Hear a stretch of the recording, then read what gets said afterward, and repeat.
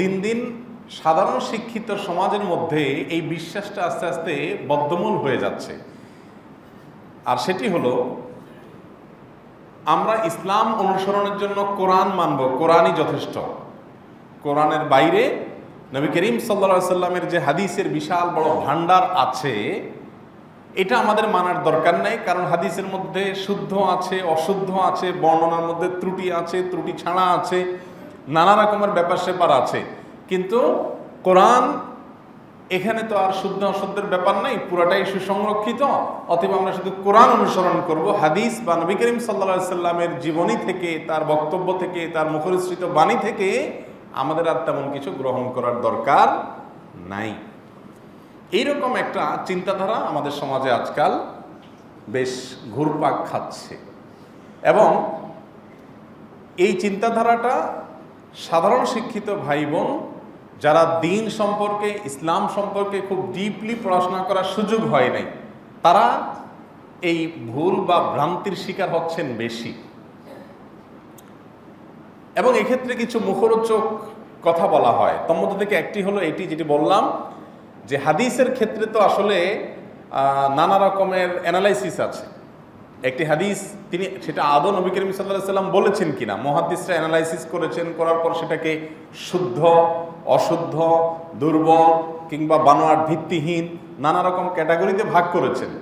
তো আমরা সাধারণ মানুষ এসব ঝামেলার ভিতরে যেতে যাব কেন? আমরা ডাইরেক্ট কোরআন অনুযায়ী চলব। এটা শুনতে বেশ ভালোই শোনা যায়। আরেকটি অভিযোগ হলো যে হাদিস এটি সংকলিত রূপ ধারণ করেছে অনেক পরে এসে, আর কোরআন এটি সংকলিত হয়েছে খোলাফায়ে রাশেদার আমলে, ওসমান রাদিয়াল্লাহু তাআলা আনহুর আমলেই। তো যেহেতু হাদিস এটি সংকলিত বুক আকারে, বই আকারে অনেক পরে সংরক্ষিত হয়েছে, সেজন্য এখানে হেরফের হয়ে যেতে পারে। এরকম কিছু ধোঁয়াশা অনেক মুসলিমদের মধ্যে আছে, বা তাদের মধ্যে প্রবেশ করানোর চেষ্টা করা হয়। ইন্টারেস্টিং বিষয় হলো, নবী করিম সাল্লাল্লাহু আলাইহি সাল্লামের একটি হাদিস আছে, যে হাদিসে তিনি বলেছেন এমন একটা সময় আসবে যখন মানুষ খুব দামি দামি কেদারার চেয়ারের উপরে বসে বসে এই ফতোয়া দিবে যে আমরা কোরআন অনুসরণ করছি, এটা আমাদের জন্য যথেষ্ট। রাসূল এর হাদিসকে তারা অবজ্ঞা করবে, তাচ্ছিল্য করবে, এবং মনে করবে এটার প্রয়োজন নাই।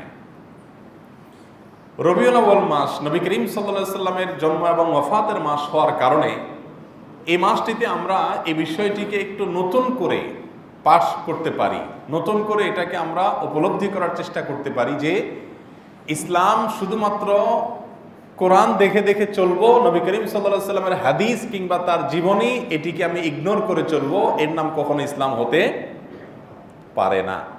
যদি এর নাম ইসলাম হতো তাহলে আল্লাহ কোরআনে বলতেন না, লাকাদ কানা লাকুম ফি রাসূলিল্লাহি, আল্লাহর রাসূলের মধ্যে, তার ভেতর, তার ব্যক্তিত্বের মধ্যে, তার জীবনের মধ্যে, তার জীবন ইতিহাসের মধ্যে, তার সকল কর্মকাণ্ডের মধ্যে তোমাদের জন্য আদর্শ আছে।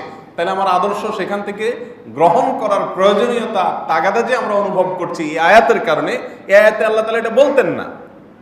রাসূল সাল্লাল্লাহু আলাইহি সাল্লামকে আল্লাহ আদর্শ বলার পরও যদি কেউ রাসূল সাল্লাল্লাহু আলাইহি সাল্লামের হাদিস এবং তার জীবনীকে অবজ্ঞা করে, তাচ্ছিল্য করে, বা এটাকে অস্বীকার করার চেষ্টা করে, সে নিজেকে মুসলিম দাবি করার নৈতিক অধিকার রাখে না।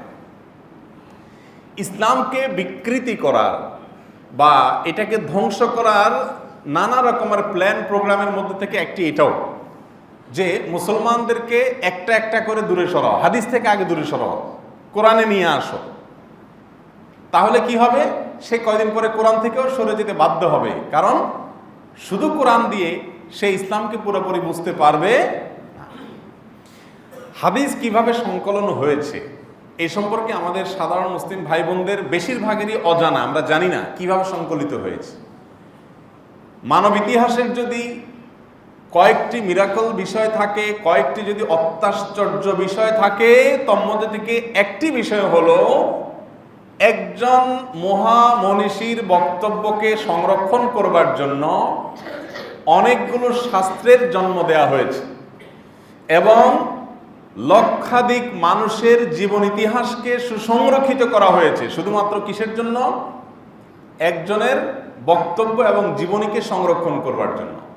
মুহাম্মদ সাল্লাল্লাহু আলাইহি ওয়াসাল্লাম বলেছেন অথবা করেছেন, এই দাবি যদি পৃথিবীতে কেউ করে, সাথে সাথে এই শাস্ত্রের পণ্ডিতদের কাজ হলো তাকে স্ক্যান করা, তাকে পরিপূর্ণভাবে এক্সরে করে ফেলা, যে এই ভদ্রলোক যে বলল মুহাম্মদ সাল্লাল্লাহু আলাইহি সাল্লাম বলেছেন, হাদিসের বর্ণাকারী হলেন তিনি, তাহলে এবার এই লোকের পুরো ইতিহাসে দেখতে হবে তার জীবন চরিত্র কেমন, তার চরিত্র মাধুর্য কি আছে কি নাই, এবং উনি কোথা থেকে পড়াশোনা করেছেন, যার কাছ থেকে শুনেছেন বলেছেন তার কাছে সাক্ষাৎ হয়েছে কিনা, তার কাছে তিনি হাদিসটা শুনেছেন তার কোনো প্রমাণ আছে কিনা, এই লোকটা ব্যক্তি হিসাবে সত্য অসত্য কথা বলার ক্ষেত্রে তার কি ইতিহাস আছে না আছে, সব ডিটেল সংরক্ষণ করা হয়, যেটাকে রিজাল শাস্ত্র বলে।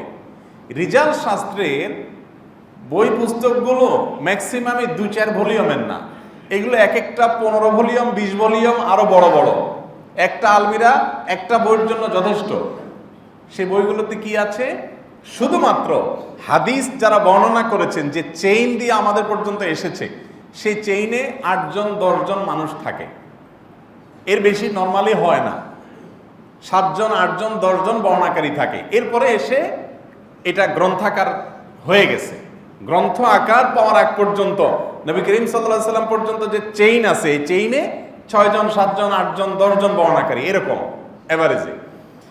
তো এই 8জন 10জন মানুষকে পুরোপুরি মনিটর করে কোনো একজন বলেছেন আমি হাদিসটা শুনেছি আমার শিক্ষক অমুকের কাছ থেকে, তিনি বর্ণনা করেছেন, তিনি বলছেন আমি আমার উস্তাদের কাছ থেকে শুনেছি, এভাবে 8টা জেনারেশন গিয়ে রাসূল সাল্লাল্লাহু আলাইহি ওয়াসাল্লাম পর্যন্ত ঠেকেছে। তারপরে এসে ইমাম বুখারী, মুসলিম, আবু দাউদ, তিরমিজি, নাসাই, আহমদ, ইবনে মাজাহ, এই সমস্ত গ্রন্থাকার যারা দিয়েছেন বইকে, সে মুহাদ্দিসদের পর্যন্ত এসেছে। তারপরে তো লক্ষ লক্ষ কোটি কোটি মানুষ সংরক্ষণ করেছে বই আকারে। তার আগ পর্যন্ত এই যে 8টা 10টা চেইন আছে, এই চেইনটাকে শুধুমাত্র পরখ করে সত্যাসত্য যাচাই করার জন্য মুহাদ্দিসরা যা করেছেন, মানব ইতিহাসে সেটা শুধু বিরলই নয়, অসম্ভব প্রায়। এটা এই জন্য হয়েছে যে আল্লাহ রাব্বুল আলামিন কোরআনকে হেফাজত করবেন বলেছেন, ইন্না নাহনু নাযালনা যিকরা ওয়া ইন্না লাহু লাহাফিজুন। আল্লাহ বলেছেন আমি কোরআন নাজিল করেছি, আর এই কোরআনকে আমি অবশ্যই হেফাজত করব। এই কোরআন যেহেতু আল্লাহ কিয়ামত পর্যন্ত হেফাজত করবেন, কোরআন হেফাজতের মানে এই নয় যে কোরআনের টেক্সটটা শুধুমাত্র হেফাজত থাকবে। এর টেক্সটের পাশাপাশি এর যে মর্ম, এর যে বর্ণনার অর্থ, আল্লাহ তাআলার লক্ষ্য উদ্দেশ্য, যে ব্যাখ্যাগুলো তার নবীর মাধ্যমে তিনি তার বান্দাদেরকে জানিয়েছেন, সেই ব্যাখ্যাটাও কিয়ামত পর্যন্ত এই হাদিসের মাধ্যমে, এই চেইনগুলোর মাধ্যমে সংগ্রহ করতে থাকবে। সেজন্য মুহাদ্দিসদেরকে দিয়ে হাদিস সংকলন এভাবে করিয়েছে। আজকে আমরা সেই টপিকে আলোচনা করতে পারবো না, কারণ এই টপিকে আলোচনার জন্য অনেক সময়ের প্রয়োজন, যে কিভাবে হাদিস সংকলন হয়েছে, তার ইতিহাসটা কি, কিভাবে সেটার ক্রমবিকাশ ঘটেছে, কিভাবে একটা হাদিসকে মুহাদ্দিসরা রেকমেন্ড করেন এই হাদিসটা বিশুদ্ধ, এই বিশুদ্ধ এই মন্তব্য করার আগে কতগুলো স্টেপ অবলম্বন করেন, কিভাবে করেন। শুধুমাত্র এই প্রক্রিয়াটা সম্পর্কে কোনো মানুষ যদি জানতে পারে, তখন তার কাছে হাদিস নিয়ে ন্যূনতম কোনো ধোঁয়াশা থাকার কোনো সুযোগই আর থাকবে না। যেহেতু আমাদের সাধারণ মুসলিম ভাই বোনরা জানেন না, আমরা জানি হাদিস বুখারীতে আসছে, মুসলিমে আসছে, এটুকু। কিভাবে আসছে, কিভাবে সংরক্ষিত হয়েছে, কিভাবে হাদিসকে মুহাদ্দিসগণ রেকমেন্ড করেছেন, হাদিস নিয়ে কমেন্ট করে মন্তব্য করে এটাকে একটা ক্যাটাগরিতে ফেলেছেন, তার প্রক্রিয়া প্রসেস কি, এটা আমরা না জানার কারণে অনেকেই জানি না যে হাদিসগুলো কিভাবে আমাদের কাছে অথেন্টিক সোর্সে এসেছে। আর সবচেয়ে ইন্টারেস্টিং বিষয় হলো কোরআন আমাদের কাছে কিভাবে এসেছে। কোরআন আমাদের কাছে কিভাবে এসেছে? আমরা কি রাসূল আকরাম সাল্লাল্লাহু আলাইহি সাল্লামকে দেখেছি, তার কাছ থেকে ডাইরেক্ট কোরআন নিয়েছি? তাহলে কোত্থেকে? যেই সূত্র পরম্পরায়, যেই সূত্র দিয়ে আমি আমার উস্তাদ থেকে, উস্তাদ তার উস্তাদ থেকে, এভাবে যেই ধারা পরম্পরা নবীজি পর্যন্ত গেছে, একই ধারা পরম্পরা একই পাইপলাইন দিয়ে হাদিসও এসছে। আমি কি বোঝাতে পারছি জিনিসটা? মুহাম্মদ সাল্লাল্লাহু আলাইহি সাল্লাম কোরআন শিখিয়েছেন তার সাহাবীদেরকে, সাহাবীরা শিখিয়েছেন তাবিঈদেরকে, তাবিঈরা শিখেছেন তার পরবর্তী জেনারেশনকে। এভাবে আমাদের পর্যন্ত কোরআন এসছে না আসেনি? হাদিস কোন পাইপলাইন দিয়ে আসছে? এর বাইরে অন্য কোনো পাইপলাইন? একই পাইপলাইন। তাহলে আপনি যদি হাদিসকে অস্বীকার করেন, এই পাইপলাইনটাকে অস্বীকার করেন, কয়দিন পরে কোরআনকেও আপনি অস্বীকার করবেন। বলবেন যে 1400 বছর আগে কি হয়েছে না হয়েছে আল্লাহ জানে, মাঝখান থেকে কোনো গ্যাপ তৈরি হয়েছে, কেউ তৈরি করে দিছে কিনা, একটা ধোঁয়াশা তৈরি করার সুযোগ থাকবে কি থাকবে না।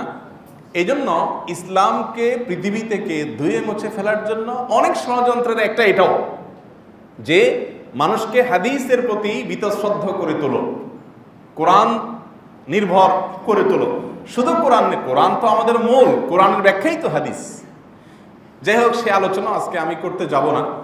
রিজাল শাস্ত্র নিয়ে একদিন আলোচনা করা যেতে পারে, কিভাবে হাদিস সংকলন হয়েছে সেটা নিয়ে একদিন আলোচনা করা যেতে পারে, সেই সাথে কেন আমাদেরকে হাদিস অনুসরণ করতে হবে কোরআনের পাশাপাশি সেটা নিয়ে আলোচনা হতে পারে। আমরা শুধু আজকে প্রসঙ্গতে এই কথাটা বোঝানোর চেষ্টা করেছি যে রবিউল আউয়াল মাস আসলে আমরা নবী করিম সাল্লাল্লাহু আলাইহি সাল্লামকে নিয়ে আলোচনা করি, কিন্তু আমাদের সমাজে অনেকেই নবী সাল্লাল্লাহু আলাইহি সাল্লামের জীবন ইতিহাসকে, তার হাদিসকে ইগনোর করে, পাশ কাটিয়ে শুধুমাত্র কোরআন দিয়েই তিনি পার পাওয়ার চেষ্টা করবেন। আচ্ছা, শুধু কোরআনে নামাজ সম্পর্কে বিস্তারিত কিছু বলা আছে? আল্লাহ কোরআনে বলেছেন আকিমিস সালাতা লিদুলুকিশ শামসি ইলা গাসাকিল লাইলি। আল্লাহ কোরআনে বলেছেন নামাজ এই টাইমে পড়বা। কিভাবে পড়বা তার কোনো বিবরণ কোরআনে নাই। আল্লাহ বলেছেন যে ওয়ারকাউ মা'আর রাকিঈন, রুকুকারীদের সাথে রুকু করো। কয়টা রুকু করবা সেটা কিন্তু আল্লাহ বলেন নাই। রুকু কিভাবে করবা সেটাও আল্লাহ বলেন নাই। আল্লাহ তাআলা সিজদা করার জন্য বলেছেন ফাসজুদু লিল্লাহি, আল্লাহর জন্য সিজদা করো, কিন্তু সিজদার প্রক্রিয়া কি হবে, সংখ্যা কয়টা হবে, এটা আল্লাহ তাআলা বলেছেন? এটা আল্লাহ কোরআনে বলেন নাই। যাকাত সম্পর্কে আল্লাহ তাআলা অনেক কথা বলেছেন, কিন্তু ডিটেইল আলোচনা কোরআনে আল্লাহ তাআলা বলেন নাই। রমজানের রোজা আল্লাহ তাআলা রাখতে বলেছেন, কিন্তু রোজা রাখা অবস্থা কি কি করব না কি কি করব ডিটেইল আল্লাহ তাআলা সবকিছু বলেন নাই। এইভাবে যদি আপনি একটা একটা করে খোঁজেন তাহলে কোরআনে শুধু পাবেন ইনিশিয়াল, সেখানে ডিটেইল কিছু পাবেন না, এটা পাইকারি। যদি আপনি হাদিসকে বাদ দিয়ে রাখেন, পাশ কাটিয়ে রাখেন, তাহলে শুধু কোরআন দিয়ে ইসলাম মানা কোনোদিনই সম্ভব। শুধু কোরআন দিয়ে হাদিসকে অস্বীকার করে কিংবা পাশ কাটিয়ে যদি চলতে চান তাহলে সেটা হবে কোরআনের অনুসরণ নয়, প্রবৃত্তির অনুসরণ। কারণ কোরআনে বলেছে নামাজ পড়ো, আপনার যেমনি খুশি এমনি পড়লেন। দেখেন না কিছু কিছু নামাজ আছে যেগুলো আপনার ভিডিও ফুটেজ দেখা যায় যে আর্মিদের ইয়ের মতো, ওই যে লেফট রাইটের মতো, দেখেছেন? এরকম কিছু লেফট রাইট মার্কের নামাজ আছে না? এই নামাজ কোত্থেকে পাইছে? কোরআন থেকে পাইছে। কোরআন থেকে, দ্যাট মিন কোরআন থেকে তার মস্তিষ্কে যেটা আসছে সেটা উনি ইমপ্লিমেন্ট করছে। আরেকজনের মস্তিষ্কে আসছে যে কয়দিন পরে হয়তো শুরু হবে যে নামাজ মানেই হলো লাফালাফি করো।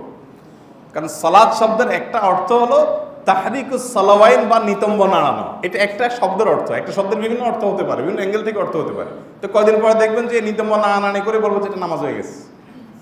কারণ কোরআন থেকে নিজের মন মতো যখন বুঝতে যাবে তখন এরকম হাজারটা উপায় খুঁজবে, কি হবে কি হবে না। একটা সময় তখন মানুষ বলতো ইসলাম টোটালি তামাশা। চেইন যে হাদিসের আছে এখান থেকে মানুষকে সরায় ফেললে তার জন্য ইসলামচ্যুত হওয়া খুবই সহজ। খুবই সূক্ষ্মভাবে এই কাজগুলো চলছে। একজন উচ্চপদস্থ সরকারি কর্মকর্তা আমাকে একটা মেসেজ পাঠিয়ে বললেন যে একটা বই দিয়ে এই ভদ্রলোককে চিনেন কিনা। তো আমি একটু ঘাটাঘাটি করলাম, পরে আমি শুনলাম এই ভদ্রলোক আমার অফিসে এসেছেন এবং তিনি আমার সাথে সাক্ষাতের বিভিন্নভাবে চেষ্টা করেছেন। ডিটেল জানলাম, পরে বুঝলাম যে উনি একজন জেনারেল শিক্ষিত মানুষ। ইসলাম নিয়ে গবেষণা করতে করতে উনি এখন ইসলামের পণ্ডিত হয়েছেন। উনি এখন আহলে কোরআন। আহলে কোরআন মানে হলো শুধু কোরআনবাদী, কোরআন অনুসারী কোনোদিনই না। কোরআন যে অনুসারী সে অবশ্যই হাদিস অনুসারী হবে। যে কোরআনকে অনুসরণ করবে সে হাদিসকে বাদ দিয়ে অনুসরণ করতে পারবে? তাহলে লাকাদ কানা লাকুম ফি রাসূলিল্লাহি উসওয়াতুন হাসানাহ আয়াত কি করবে? আল্লাহ বলছেন রাসূলের মধ্যে উত্তম আদর্শ আছে, তাকে ফলো করতে হবে। তাহলে কোরআন যদি কেউ রিয়েলি অনুসরণ করে সে তো হাদিসের অনুসারী অটোমেটিকলি হবে। এটা কোরআন অনুসারী না, এটা কোরআন অনুসরণের দাবিদার। তো এইরকম সমস্যা আমাদের সমাজে আছে, সেটা আমার আলোচনার টপিক না, কিন্তু আলোচনা অনেক বেশি হয়ে গেছে। কিয়ামতের আগে অনেক নতুন নতুন ফিতনা তৈরি হবে, শুনতে খুব দারুণ দারুণ শোনা যাবে, চমৎকার শোনা যাবে। যেমন একটা ধর্ম হলো মানবতার ধর্ম, নাম শুনেছেন আপনারা? সাধারণ শিক্ষিত তরুণ প্রজন্মের মধ্যে বেশ এটা নিয়ে খুব প্রাউড ফিল করতে দেখা যায় যে আমার ধর্ম কি ধর্ম, আমি মানবতাবাদী ধর্মে বিশ্বাসী, মানব ধর্মে বিশ্বাসী। এটা গানের অংশ আছে না আপনার, কি জানি, সত্য সবার উপর, মানুষ সত্য তাহার উপর নয়। আল্লাহ তাআলা তার একটা গুণবাচক নাম হলো হক। আল্লাহ তাআলা সত্য, মহাসত্য। তো সবার উপরে মানুষ সত্য, তাহার উপর নয়। শুনতে বেশ সুন্দর শোনা যায় না? এটা ঠিক যে একজন মুসলিম যখন প্রকৃত অর্থে মুসলিম হবেন তিনি অটোমেটিকলি মানবতাবাদী হবেন। তিনি অটোমেটিকলি কি হবেন? মানবতাবাদী হবেন। অনেক ভাই নতুন ইসলামে আসেন, আসার পরে জিজ্ঞেস করেন, ভাই প্রশ্ন করেন যে আমি আমার বাবা মার সাথে বাসায় উঠা বসা করতে পারবো কিনা। আমি বলি বলে কি, শুধু উঠা বসা? আপনি আগে ইসলাম গ্রহণের আগে যেরকম উঠা বসা করতেন এখন তার চেয়ে তার বেশি করবেন। আগে তাদের সাথে যতটা সদাচরণ করতেন এখন আরো বেশি করবেন, কারণ আগে করতেন আপনি বাই নেচার বা বাই কালচার, কিন্তু এখন কোরআনের নির্দেশ আপনার জন্য, ওয়াসাহিবহুমা ফিদ দুনিয়া মারুফা, তোমরা তোমাদের মা বাবার সাথে সুন্দর আচরণ করা পৃথিবীতে। তারা যদি অন্যায়কারীও হয়, তারা যদি মুশরিকও হয়, তারা যদি ভুল বিশ্বাস লালন করে, অন্য ধর্মেরও থাকে, তারপরেও তোমরা তাদের সাথে সদাচরণে কোনো ত্রুটি করতে পারবে না। তাহলে ইসলাম মানলে মানুষ মানবতাবাদী অটোমেটিকলি হয়ে যাবে। একজন মুসলিম অন্য ধর্মাবলম্বীদের প্রতি যে পরিমাণ উদার থাকা দরকার, তার ডিরেকশন এবং গাইডলাইন ইসলামে দেওয়া আছে কি নাই? আছে কি নাই? এই যে হিন্দু ধর্মাবলম্বী ভাইদের দুর্গাপূজা, তারা তাদের ধর্মীয় এই উৎসব উদযাপন করবে, তারা তাদের পূজা অর্চনা করবে।